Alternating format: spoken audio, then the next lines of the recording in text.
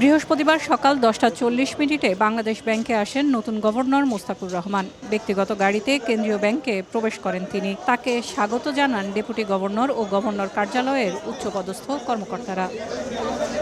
প্রথম কার্যদিবসে বাংলাদেশ ব্যাংকে প্রবেশের সময় সংক্ষিপ্ত অভিব্যক্তিতে নতুন গভর্নর জানান, দায়িত্ব পেয়েছেন, আগে কাজ শুরু করতে চান তিনি। কথা বলবো, কাজ করব, আগে কাজ করি পরে কথা বলবো। পরে বাংলাদেশ ব্যাংকের ঊর্ধ্বতন কর্মকর্তাদের সঙ্গে বৈঠক করেন গভর্নর। বৈঠকে অর্থনীতিকে খাদের কিনারা থেকে তুলে নিয়ে আসতে সাবেক গভর্নরের সংস্কার কাজকে স্বাগত জানান। আগের কাজগুলো চলমান থাকবে ও সরকারের পরিকল্পনা অনুযায়ী কিছু যুক্ত হবে বলে জানিয়েছেন নতুন গভর্নর। বৈঠক শেষে এই বিষয়গুলো জানান কেন্দ্রীয় ব্যাংকের মুখপাত্র।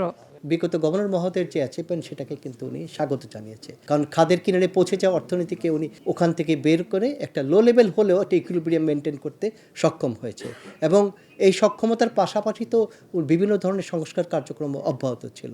অতএব ওই কর্মসূচিগুলো এখন মুখ থুবড়ে পড়বে এটা ভাবার কোনো কারণ নেই। উনি ওগুলি কন্টিনিউ করে যাবেন এবং এর সাথে হয়তো বা কোনো চেঞ্জ আসতে পারে, কোনো নতুন কোনো পারসেপশন যোগ হতে পারে, কারণ নতুন সরকারের তো কিছু পলিটিক্যাল এজেন্ডা থাকবে। তাদের একটা স্ট্র্যাটেজি থাকবে যে অর্থনীতিটাকে তারা কোথায় নিয়ে যেতে চায়। কর্মসংস্থান তৈরির, উচ্চ সুদের হার ও মূল্যস্ফীতি নিয়ন্ত্রণে গুরুত্ব দিয়ে বৈঠকে বন্ধ কারখানা চালুর বিষয়ে গুরুত্ব পেয়েছে বলেও জানান মুখপাত্র। ম্যাক্রো ইকোনমিকে স্টেবল রেখে গ্রোথটা বৃদ্ধি করতে হবে, ইকোনমিক গ্রোথটা। তবে এই গ্রোথ হতে হবে ইনক্লুসিভ। যত ইনক্লুসিভ হবে তত এমপ্লয়মেন্টটাও বৃদ্ধি পাবে। বেশ কিছু কলকারখানা আমরা গত 1.5 বছরে বন্ধ হতে দেখেছি। এই পলিটিক্যাল আনস্টেবিলিটি সহ ডলার প্রাইসিং বিভিন্ন কারণে বন্ধ হয়ে গিয়েছে।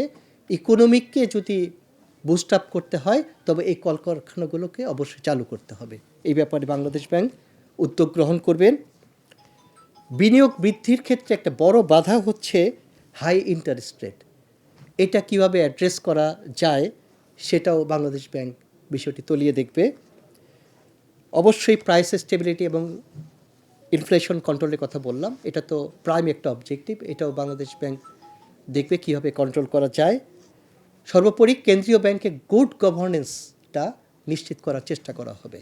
এর আগে সকালে কেন্দ্রীয় ব্যাংকের অর্থ মন্ত্রণালয়ে কেন্দ্রীয় ব্যাংকের 14তম গভর্নর হিসেবে যোগদানের তারিখ থেকে 4 বছরের জন্য চুক্তিভিত্তিক নিয়োগপত্রে স্বাক্ষর করেন নতুন গভর্নর। ব্যবসায়িক সব ধরনের সংশ্লিষ্টতা থেকে সরে এসে মোস্তাকুর রহমান গভর্নরের দায়িত্ব নিয়েছেন বলে জানিয়েছে বাংলাদেশ ব্যাংক। সেলিয়া সুলতানা, সময় সংবাদ, ঢাকা।